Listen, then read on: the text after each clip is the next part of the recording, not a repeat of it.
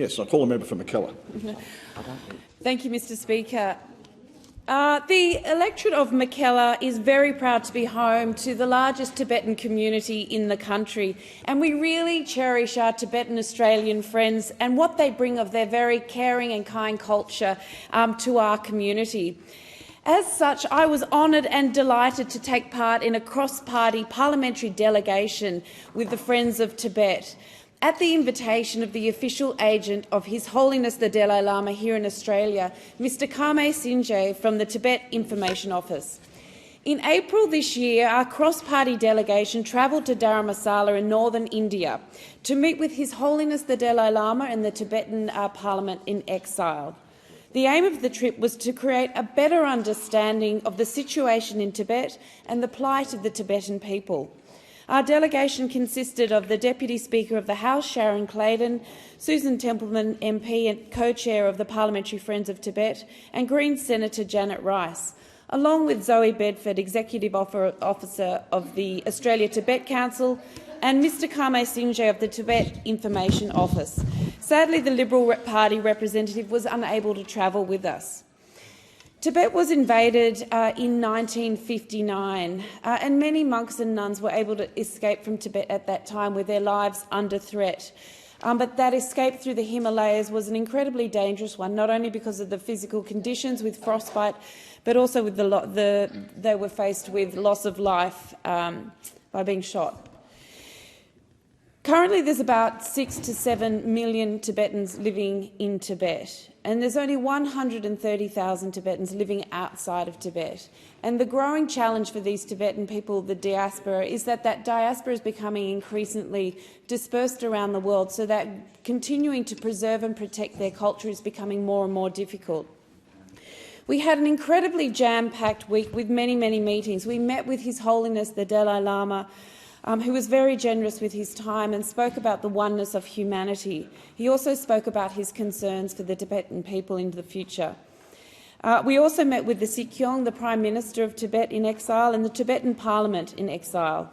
We met with spiritual leaders. We met with at the School of Orphans, the Old People's Home. We went and visited the traditional Medicine and Healing Institute. We went to a nunnery, arts and craft preservation precincts, we saw performances of traditional song and dance.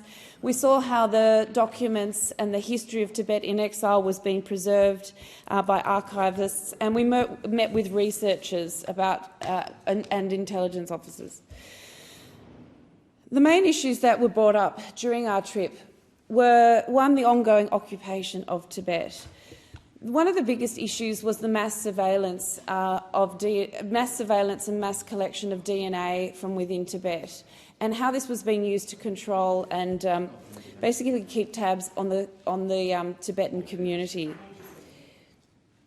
Also raised time and again was a UN report which had recently showed that there were around 1 million Tibetan children who had been separated from their families and mandatorily gone to boarding schools inside Tibet, and in this way had lost touch, were separated from their families, separated from their culture, their language, their religion, their traditions. And this was a way of being assimilated and losing into new culture and losing touch with their Tibetan heritage. This is of great concern to the people outside Tibet and to His Holiness the Dalai Lama. One of the other most concerning issues was we were told repeatedly about the incredible environmental degradation that is going on inside Tibet at the moment. Tibet and the Himalayas can be regarded as the third pole with the ice caps up there. But there's so many river systems that actually are founded and formed in those mountains, and there's a population of around 2 billion people that are supplied by river systems that actually flow out of the Himalayas. So reports that these river systems were being dammed with multiple mega dams is an issue for water security into the future. Also, another issue that was raised a number of times was the succession of the Dalai Lama and how that should be left to the monks and the religious people and should not be controlled by the Chinese parliament. And the other thing I would like to say was the immense gratitude that people just wanted to portray to Australia for allowing political prisoners to come and stay in Australia. And I call a member for Bendigo.